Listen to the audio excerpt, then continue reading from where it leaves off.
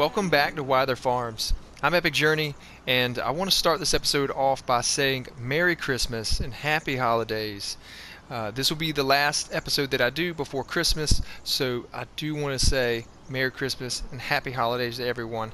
I know it's mid-spring here, but we got a snowman and an invisible tree. For whatever reason, I guess this tree doesn't work with the seasons mod, so it's invisible. But that's our Christmas tree. Pretty cool. Anyway, we got a lot of stuff to do today. We actually have a ton to get done. We're going to be spreading lime. We're going to be spreading manure. We're going to be spreading some Christmas cheer. We have a lot to do. We also have a lot to look at. I have some data to show you guys, some data from the coding in Precision Farming DLC that is going to give us some insight to potential crop yields for each crop depending on the soil type that it's planted in. Yes, depending on the soil type it's planted in, there is a crop yield, a specific crop yield that you can reach for each individual crop. And I'm going to give you guys that data, but first we have a lot to get done, and we're going to start off with doing some liming and talking about adjusting pH levels for your field. So let's get into it. Okay guys, I'm over here at field 30 where I have some lime that I dropped off. We're probably going to need another load too. The loader, which I'm loading the lime with, and our lime spreader slash fertilizer and manure spreader. This is the Kuhn Acura 10,000. This thing is nice. It's pretty nice. It only has like an 18-meter spread on it, which isn't crazy large, but it does manure, lime, and solid fertilizer, so that's a good thing. And of course we got the Fent pulling it. So anyway, we'll take a look at the pH levels of field 30 and kind of compare them to the fields that I have already limed. So let's take a look at that. Okay, so here we are. This is field 30. I've already done my soil samples here. And just so you guys know, just an admin note on the last episode, the fields that are bought together, all the data populates for both fields if they're purchased together. Okay, so that's how the game works. There's not really much we can do about that. I don't think the modder can do much about that except for separate all the fields individually. However, between these two fields, 32 and 30, I have 70 soil samples that I've taken. And if you notice, the data is there, despite the fact I've saved the game and came in and came out. The data that I lost on field 30, I believe, or 33, I'm sorry, I believe that I hit L3. And if you see down at the bottom, it says L3 reset. I believe I pressed L3 and reset that data after I took those soil samples. Or at least at this point, that's the conclusion I've come to. I've also taken soil samples here for field 29, where this is going to be my grass field. More than likely, we're gonna put some cattle out here and maybe some sheep. So we'll get to all that later. We have a lot of stuff to do in the meantime, though. Anyway, we're looking over here at field 30. I'm gonna turn that off. Here's our soil types. We have loam and silty clay, and here is our pH levels. So I've already put lime down on 33 and 32. Actually, you know what? A good point one of my friends made. Call me Big Papa C. I should have put my lime down in the last episode before I plowed the field. Thanks, Christopher, for pointing that out. You're right, 100%. And I'm going to do it in this episode. But here's field 30. This is what it looks like. Pre-limed.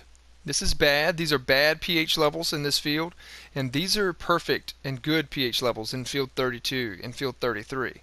And if you notice, it directly correlates to the type of soil that it is. So each soil type has its own target pH level. Okay, but yeah, that's where we're at, and we have a lot of work to do here. This is going to take a lot of lime for this field. So let's get to it. We have the automatic application rate turned on, and we're going to keep it turned on. Okay, I don't want to manually adjust. I want to be able to go over this thing one time with my lime and it automatically adjust it to the required level. So let's get started here. Let me back up the camera a little bit so we can see what we're doing. But yeah, so if you look, on the left side, the lime application bar there. So it shows you our current pH, which is that vertical red line, and then it shows you the checkered flag, which is our goal, and that gap is being filled with lime application. So basically it's applying the required amount of lime to fill that gap based on the soil type and what that soil type requires, or the current pH level of that spot. So, you know, some of it is, I'm missing a spot. Some of it really is, you know, they're varying levels. So it might be a little higher pH in the corner versus in the middle of the field, even though it's the same soil type. So it's adjusting automatically, which is pretty cool. It makes it a lot easier for us. I'm going to try to do a headland here. I don't know if I'm going to make it all the way through. This field is going to require a pretty good bit of lime. One thing I will say, lime is actually free on this map. The modder who made the map, Missy B, she made lime free. So all of the cost in the precision farming tab in the menu, the cost associated with lime, it has that there, but I haven't paid for any lime. So with that being said, we kind of can take that information and gather that those costs are like averages, okay? It's not real cost because I haven't paid for any lime on this map. So if we were to go to the menu right now, I'll show you guys what I'm talking about here. Here, well, I'm out, so we might as well, right? Okay, we're here in the Precision Farming tab in the menu, and I'm going to click on Field 33 to use it as an example. It says we use 22,934 liters of lime on that field, okay? And it's saying that that costs 5,160. But the thing is, we didn't spend that money. We didn't spend that money. So these costs are estimates as far as I could tell. So it'd be interesting to see how all that works out after we do fertilizer and we harvest, what, you know, how much we're going to make off of our yield. Is that going to be an estimate, or is that going to be the actual amount? I don't know. We'll have to see. All right, I'm over here in the loader, and I normally don't. I try not to use equipment with the help window turned on, but for the sake of not having to turn it on and off all the time when I'm applying lime, I'm going to keep it on.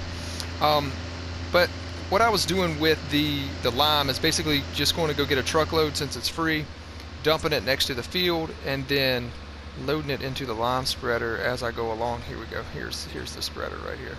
So that's just kind of how I've been doing it.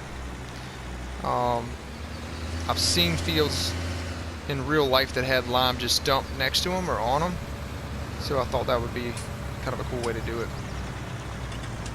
Let's see. This bucket's a little weird with this spreader. You have to get it really close for it to work. See, now it's claiming that it's full, but I know it's not. Okay, it just wants me to roll it forward. Okay. Alright, well, we'll get out of the way here. Okay, so I hopped out of the tractor. I want to show you guys a few things. If you look in the bottom right, and we're looking at the pH value of this land, this field, it's showing bad. It says pH value bad, 6.125. If you look here where we've spread lime, it's okay and perfect. It to be okay on the edge, basically.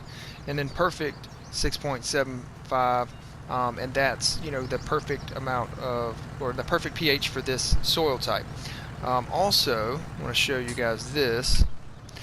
If you turn it on, and it's already perfect, which it is back behind me, it won't spread. And then as you creep forward to where it needs lime, it'll start spreading. So you kind of don't have to cut your spreader on and off as much as you might have done before. So I guess that's more or less part of the efficiency part of precision farming. You know where it's precision farming is about improving the efficiency. So that's part of that. In addition to that, I'm going to talk to you guys about the RTK stations. Basically, in precision farming, there are RTK stations which are like GPSs that help your hired workers be more efficient. Alright? Now, with that being said, it sounds a lot cooler than it is. It's not like computer mods. It's basically just it's basically about improving efficiency. It has nothing to do with them being able to navigate complicated fields or anything. As a matter of fact, they don't do any better on square fields as far as being able to navigate them, or square rectangular fields. But anyway, I'll show you guys that. I have bought a RTK station and placed it on my land. So once I get this headland in, I'm probably going to put a worker on this field, and then I'll just go back and forth with lime and bring more lime in a truck if I have to. But either way, let's take a break from this and go check out this RTK station thing. Okay, just to give you guys an idea of our progress here on field 30 with the pH levels, here's our headland that we've done, and you can see that clearly the colors have changed, and we're up in the green, or up higher in the green, to where the perfect level is for this or these soil types.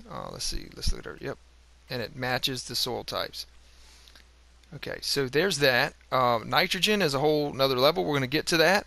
I'm going to show you guys all the data and stuff before we do nitrogen, because there's a huge part of nitrogen. Well, nitrogen plays a huge part in the data that I'm going to show you guys. But anyway, so let's look at this RTK station. This is the one that I have. It is the Starfire 6000. It is a mod. This is not one of the ones that was released by Giants. I went with this one because it's small. I'm not going to say inconspicuous because it does stand out, but it's small and it was cheap. So let's take a look at those options in the menu. Okay, in the menu under placeables, if you go to miscellaneous, this is where you'll find your RTK stations. Sorry if you can hear my kids like growling in the background. They're hilarious. I gotta skim through all this stuff. I'm sorry, guys. Should be coming up. Here are the two that were released by Giants. Okay, this is a small building. It has no functionality other than it is an RTK station. It's $17,500. It's cool, it's nice, but it's kind of expensive. Here's a shed. This shed is you know, it actually has a functioning door and stuff. You can use this to store things in. It also has the RTK station attached to the side of the shed. It's basically $39,500. Cool, that would definitely be worth it, but I can get plenty of sheds that are cheaper. So I saw these mods in the mod hub, so I had to grab them. Here's a small RTK station. This is the one that I have. It's $5,000, so significantly cheaper. Even then, here's one that they called like a large, which is not much bigger than the other, but it was $10,000. These are just different designs. They don't do anything different, so that's something to note. Okay, even though it says small and this one says RTK station, and the same thing here, it's a building and this one's a shed, they don't do anything different. It's the same thing, and basically all that is allegedly improving the AI's efficiency when it comes to like spreading lime, seeding, fertilizing, and harvesting your fields. So how that compares to the base game AI, I'm not sure. We would have to actually run test versus, and maybe I'll do that. If you guys want to try, if you want to see that, let me know in the comment section. Maybe I'll do some type of test video to compare the two using like the same field. But we'll look at doing that. But otherwise, I just bought it just so I know that, hey, I have that peace of mind. I have the equipment, and hopefully my workers will be more efficient, I guess. But anyway, I'm going to finish liming field 30. I'm going to get that done, and I'm going to get it plowed, and then we're going to talk about our fertilizer options. And I'm going to show you guys some data when it comes to the types of fertilizer and the amount of nitrogen that it applies to your fields. So with that being said, hang on, I got some cool stuff coming.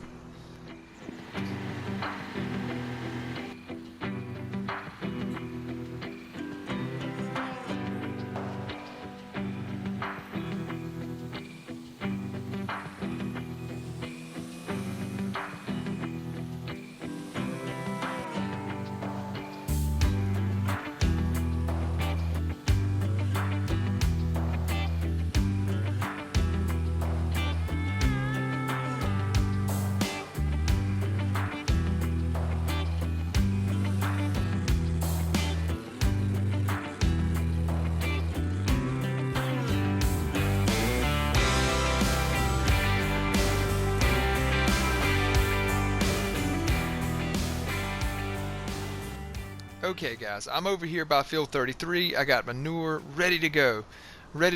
We're almost ready to spread, but we're going to talk about pH levels in lime one last time, okay? So pH level is pretty simple.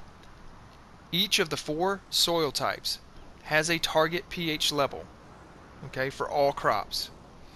And you can get to that level by basically applying lime one time. All right? Every time you harvest, your pH is going to go down a little bit incrementally, right? I believe that you can reapply lime every time you harvest, but I think after about 3 harvests, you're going to need to apply lime, if that makes sense. Okay? So lime, again, is very simple, and the soil type determines the level or the pH level that it needs to be. Manure or fertilizer is a lot different. Okay, so fertilizer will adjust your nitrogen level. Each individual crop has target nitrogen levels. I have that data that I pulled from the Precision Farming DLC XML file from Farming Simulator 19 on my PC, and I'm going to throw this data up right now, and I'm going to do a little voiceover over that and talk about what that data means for each crop and the target levels. So here's that. Hey guys, Frosty the Snowman here is going to be our Vanna White for this. Thanks Frosty, appreciate your help. And first we're going to look at where I found this data. Okay, on my PC, FS19, I have FS19 installed, and then I go to the FS19 folder, and then to the mods folder, and then FS19 Precision Farming folder. Down all the way at the bottom, there's that Precision Farming XML file. I didn't have a program that can open that file, but I was able to use Internet Explorer to open the XML file. Okay, so one of the first things that I looked at whenever I opened up the XML file was fruit requirements. Now, we're going to look at canola, and canola specifically, because that's going to be the first crop that we plant. Alright? If you look, it says fruit requirement, fruit type name, canola, soil yield potential, and it has the yield potentials 0.8, 1, 1.25, and 0.9. Okay, so just so you guys know, those are the 4 different soil types, starting from top down, just like it's listed in game. Loamy sand, sandy loam, loam, silty clay. Alright, those are the yield potentials for those soil types. They are the same for every crop. Okay, it even has them listed 1, 2, 3, 4. And then reduction and target level. Okay, so let's talk about target level. We're looking at canola. The target level is the target nitrogen level in kilograms per hectare.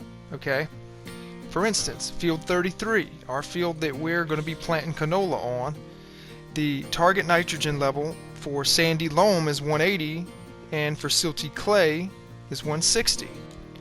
Now you might be thinking, what does the reduction level mean? Okay, so let's say you plant your canola, you get the nitrogen level up to 180 for your sandy loam. Alright, that's the target level, you get it there. You harvest the canola. Once you harvest the canola will have used 160 kilograms per hectare of that nitrogen. So you're going to subtract that from your nitrogen level. So you'll be left over with 20 nitrogen to the positive on that field for that soil type. Does that make sense? I hope so. Basically, the reduction level is the amount that that particular crop reduces the nitrogen level in that field after harvest. So one last thing I want to talk about on this page, this screenshot. If you look down at grass and soybean, you notice they have the ignore over fertilization true. So that means that there's no penalty, there's no yield penalty for over fertilizing grass or soybean. Also, if you look at always allow fertilization on grass, that I believe that means that you can fertilize grass no matter what state it's in, even if it's in the state that's ready to harvest. So that is what I'm taking from that, and we're going to explore with that in the summertime and see if that works out like that. Here are the remainder of the base game crops. As you can see, potato, sugar beet, poplar, all have ignore over fertilization, so you cannot over fertilize those crops. There's no penalty for, you can over fertilize them, there's no penalty for doing it.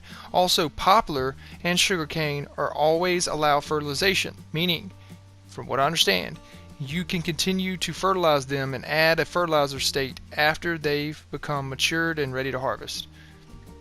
Also note at the bottom, oilseed radish, everything's zeroed out, and it even says crops that don't need nitrogen application. Okay, now let's talk fertilizer.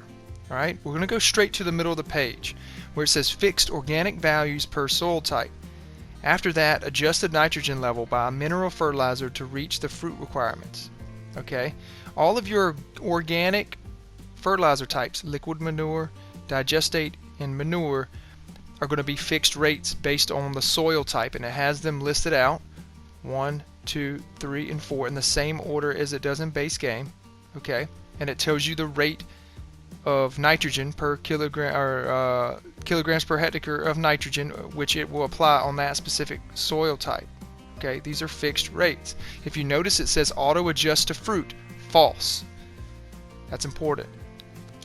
Now, going back up to the top, if you read, it says fertilizer rates while no fruit type detected apply to planting wheat with additional application of manure one time. So it's basically saying that if you don't have a fruit type in the ground, it's going to apply these fertilizers as if it was applying it to wheat and there was already one level of manure there.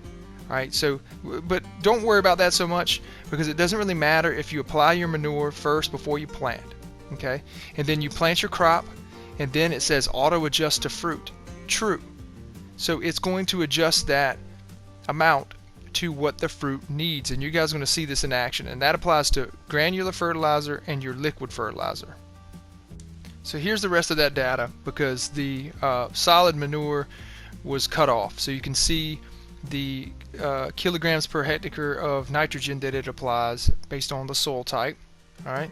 Also below that, you can actually see some data that leads you to believe that they use real information to come up with this stuff.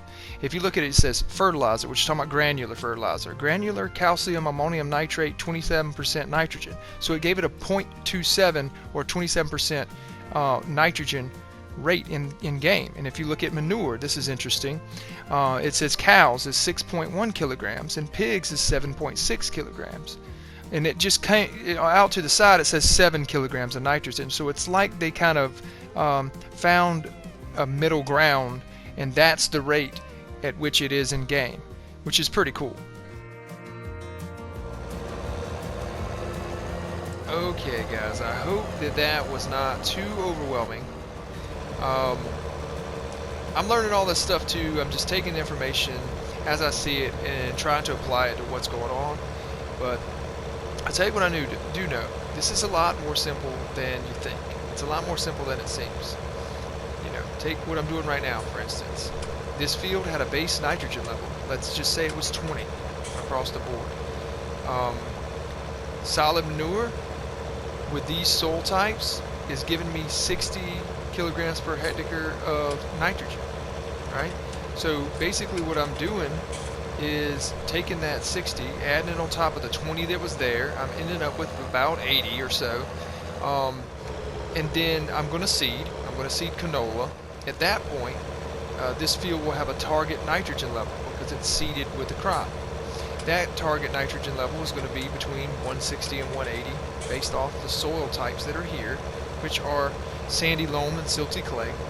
Okay. And then I'm going to hit it with probably a granular fertilizer, but either granular or liquid would be fine. And those fertilizers are much more expensive, but they're going to basically fill that gap and take it from the level it is at that moment to the target level of, let's say it's 160, and it'll take it to that point. And as far as I know, there will be no need to continue to fertilize or hit it with another level of fertilizer after that. So that's just kind of what I know about the process as it stands, and using the data that I found and information I've been provided by other people. And I do want to give credit to the YouTuber that I saw that talked about where to get that data from. So I'm going to look into, figure out who that was and get you guys that information so I can credit that person, because it's a huge help. But anyway, I'm going to finish doing this, putting my base nitrogen level on, and I'm going to finish up here field 33, and then I'm going to move over to field 32, hit that field, and then I need to buy a seeder. And seed. We might only get one field seeded in this episode. But yeah, that's the plan. Also too, yeah, I did switch out the fertilizer spreader and got an actual manure spreader. It seems to be applying manure at a slower rate, because I'm telling you, I was really burning through some manure with that combo spreader. So this seems to be working a lot better. Anyways, I'm gonna get this thing done, and I'll catch up with you guys. I wish I could tell you guys the difference, like the actual number difference, but do not use this spreader to spread manure. It has like a set spreading rate, I think, and it's way higher than this actual manure spreader. Like, it's insane. When I tried to do the headland on that field, I think it took me 3 trips, and that's 10,000 liters. So it took almost 30,000 liters of manure just to do the headland on that field. Let's say 25,000. I did like over half of that field with one pass with this thing. So yeah, the amount of manure that I used on that field, the number is going to be skewed based off of me using that one spreader, because I was using way more than I had to. And that sucks, because as we know,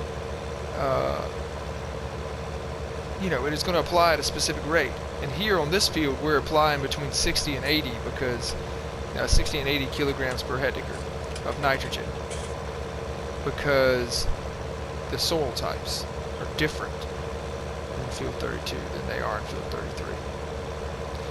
But anyway, next time I see you guys, I'll be getting ready to seed field 33. We'll get some canola put in that, and we're going to take a quick glance at the next step. Alright guys, I'm finally done spreading manure and about ready to seed. I did grab a seeder. I leased this thing. It's a Great Plains seeder's pretty big. It's nice. It's nice. Let's go ahead and look at our fields in the precision farming menu real quick. So here we are with our nitrogen levels, okay?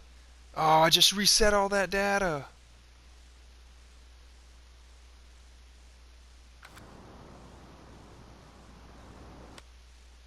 That's not good.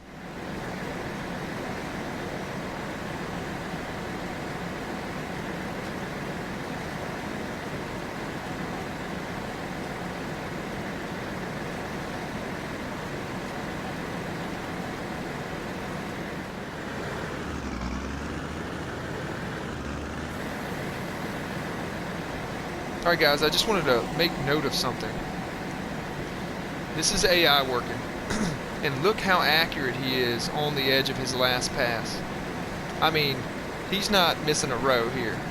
I feel like the old AI, or maybe AI without RTK stations, I feel like they sometimes were missing a row, and you'd just be thinking, hey man, you could really be grabbing 2 extra rows out of that, you know, like they overlapped a little bit. But watch how accurate and precise he is. Boom, coming to the edge, popping up. It looks good, man. It really does. I'm not sure if he's faster.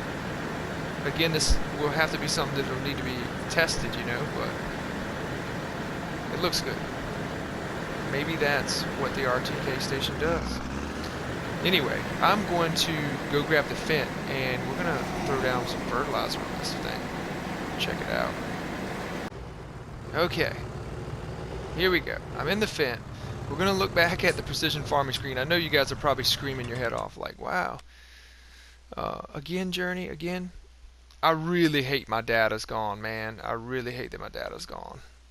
I have seeding data now. Anyway, let's look at the nitrogen levels. So we're looking at 100 kilograms in the yellow. The orange looks to be about 80. And then this spot looks to be like 60. Okay? So this is what was 0, right? And then we added the manure, which added 60. And that's why it's at 60 now.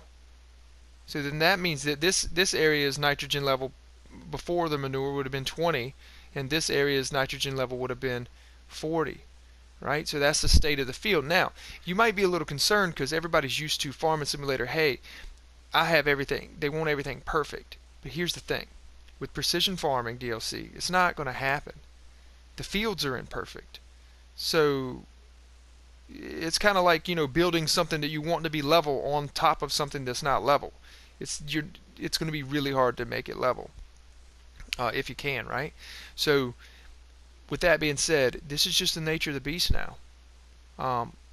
However, we know that canola's target nitrogen level in kilograms per hectare is 180 for, let's see, I think it's 180 for silty clay. Let me look up my notes here. What is it for silty clay? 160 actually for silty clay. So this will be our target. Here is 160. And then over here in the green, which is sandy loam, our target will be 180 kilograms per hectare of nitrogen. Okay, that's the target for canola. Now that it's seeded, my fertilizer spreader should pick up on that. Let's see. Alright, let's turn our help menu on here. Alright, it is. Alright, so it says currently it's at 80, and it's adding another 80, which puts it at 160. That's all it is. That's all there is to it.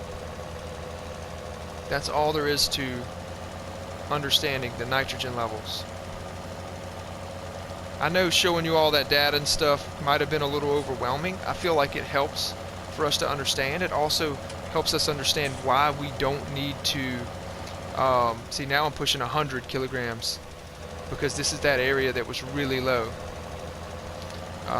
But it helps us understand why we don't need to continue to add nitrogen to the field. Okay, it should explain why you don't want your nitrogen levels all the way up maxed out, because that's not what, you know, that's not what the crop needs.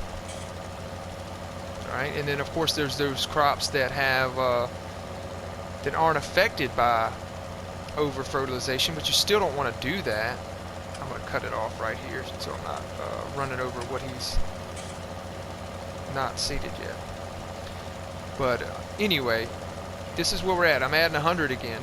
100 kilograms of nitrogen per hectare. Don't y'all love hearing me try to pronounce that word? Hectare. I pronounce it like 10 different ways because I really don't know how to say it.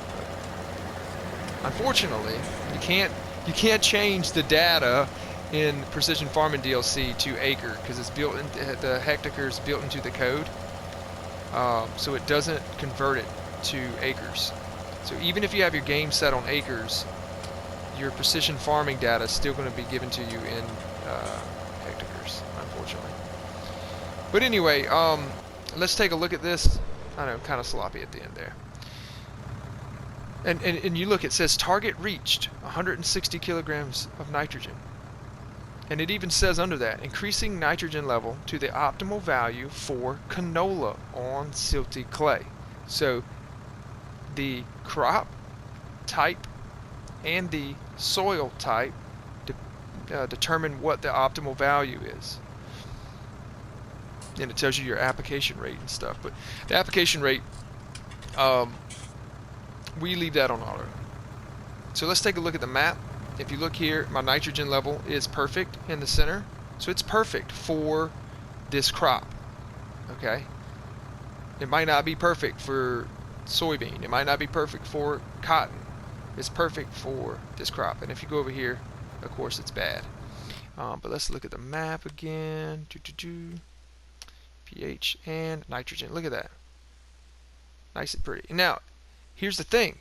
It might not always be green. This orange spot right here that's 80 kilograms per hectare, this might be perfect for a specific crop. That might be perfect for soybean. So don't associate green with good. Okay? Don't associate green with good. You can just go off what's in this menu when you get in your tractor with your fertilizer spreader. It tells you all the data you need right there. All the data I showed you guys that came from the source code in the game, none of that really matters. It tells you everything you need to know right here. But you can look at it and get an idea up front. Now, with all that being said, this video it's been a doozy. It's actually turned into a blooper reel too a little bit. But either way, I really hate that I deleted all my data. That sucks. All the information, the field information. I wish I wouldn't have done that, but it is what it is. We're going to continue on, and we're going to continue to learn and learn more about precision farming DLC. I think this adds a lot to the game, and it's really interesting. So I'm going to keep on trucking, guys. I'm going to get all these fields seeded, or at least 2 of them seeded and fertilized, moving on to the next step. But I do appreciate everyone who's watched the video today. Be sure to give it a like if you enjoyed it, share it with your friends if you think they'll enjoy it, and then of course subscribe to my channel if you haven't yet. Like 87% of the people who watch my videos haven't subscribed, so you guys subscribe to my channel if you can. I just got a kid coming to me right here. But either way, I appreciate all of you who watched the video. I'm gonna put up those screenshots from the code so you guys can check all that out and screenshot it yourselves and have that data for yourselves. Okay? Well, anyway, EPiCJERNi out.